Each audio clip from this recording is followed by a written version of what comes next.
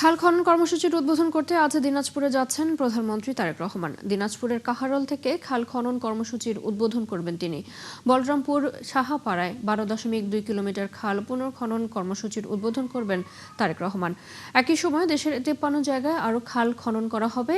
তারেক রহমানের সফর ঘিরে ব্যস্ত কাহারোলের বিএনপি নেতাকর্মীরা, পাশাপাশি উচ্ছ্বসিত সাধারণ মানুষও। প্রধানমন্ত্রী হওয়ার পর ঢাকার বাইরে এটি তার প্রথম সফর।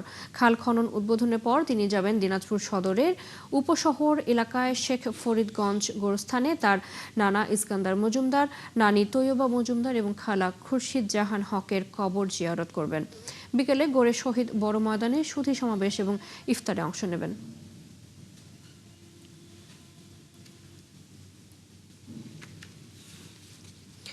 বিএনপি প্রতিশ্রুত খাল খনন কর্মসূচির উদ্বোধন হচ্ছে আজ। সেই কর্মসূচি উদ্বোধনের জন্য দিনাজপুর কাহারোলে যাচ্ছেন প্রধানমন্ত্রী তারেক রহমান। এই কর্মসূচির খবর সংগ্রহে দিনাজপুরে আছেন আমাদের সহকর্মী মোহাম্মদ হোসাইন। কথা বলবো তার সাথে। হোসাইন, কখন শুরু হবে খাল খনন কর্মসূচি? প্রধানমন্ত্রী কি দিনাজপুরে পৌঁছেছেন কিনা, বিস্তারিত জানাবেন।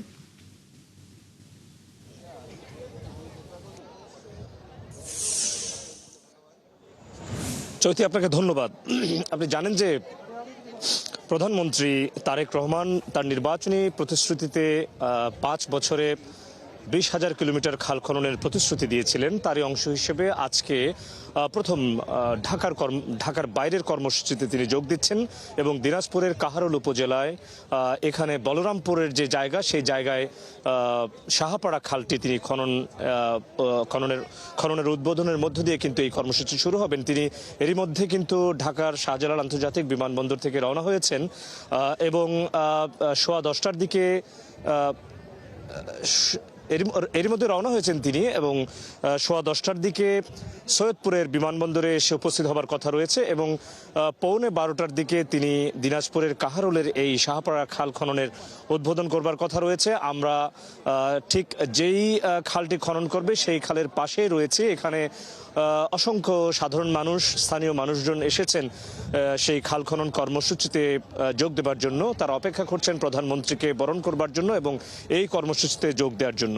আপনি জানেন যে শহীদ রাষ্ট্রপতি জিয়াউর রহমান 1977 সালে খাল খনন কর্মসূচির মতো একটি মহাপরিকল্পনা হাতে নিয়েছিলেন এবং তার যে ক্ষমতা, তার যেটুকু সময় তিনি ক্ষমতায় ছিলেন 3636 কিলোমিটার খাল খনন করেছিলেন তার সেই সময়ে এবং সারা দেশের মানুষকে সম্পৃক্ত করে তাদেরকে স্বেচ্ছাশ্রমে মূলত এই খাল খনন কর্মসূচি তিনি হাতে নিয়েছিলেন।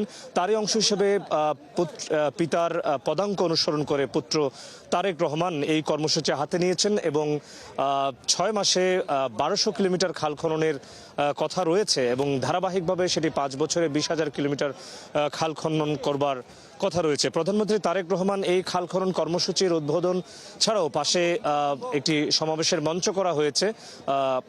কাহারোলের যে সাহাপাড়া খাল, এই খাল খনন কর্মসূচির উদ্বোধন শেষে তিনি কিন্তু এই সমাবেশে বক্তব্য রাখবেন, স্থানীয় সাধারণ মানুষের সাথে মতবিনিময় করবেন এবং এর পরবর্তীতে কিন্তু তিনি শেখ ফরিদ মডেল কবরস্থানে যাবেন। সেখানে তার নানা নানি এবং খালার কবর জিয়ারত করবেন। এরপরে বিকেল 5টার দিকে একটি সুধী সমাবেশ রয়েছে সার্কিট হাউসে, দিনাজপুরের সার্কিট হাউস, সেখানে তিনি ইফতার করবেন।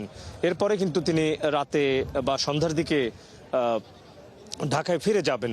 তো আজকের এই যে খাল খনন কর্মসূচি, এটি নিঃসন্দেহে একটি ঐতিহাসিক কর্মসূচি এখানকার মানুষের জন্য নিঃসন্দেহে, কারণ এই যে খালটি তিনি খনন করবেন এটি মূলত পুনঃখনন করবেন। এখানে একটি জলাবদ্ধতার সমস্যা রয়েছে, পাশাপাশি এই খাল খননের মধ্য দিয়ে কিন্তু জলাবদ্ধতার সমস্যা যেমন নিরসন হবে, পাশাপাশি এই সেচ ব্যবস্থার একটা উন্নয়ন হবে, ফলে এটা কৃষিতে প্রভূত উন্নতি সাধন হবে। এবং প্রেসিডেন্ট জিয়াউর রহমান তিনি যে খাল খনন কর্মসূচি হাতে নিয়েছিলেন, সবুজ বিপ্লব হয়েছিল, সে সময় কৃষিতে একটা ব্যাপক উন্নতি হয়েছিল এবং এই খাল খনন কর্মসূচির ফলেও কিন্তু বিএনপির একটি টার্গেট রয়েছে যে এই খাল খনন কর্মসূচির মধ্য দিয়ে কিন্তু সারা দেশে এটা কৃষিতে উন্নতি হবে, সেচ ব্যবস্থার উন্নতি হবে এবং বিভিন্ন জায়গায় যে জলাবদ্ধতার সমস্যা রয়েছে সেই হোসেন, ধন্যবাদ আপনাকে আমাদের সাথে যুক্ত হবার জন্য।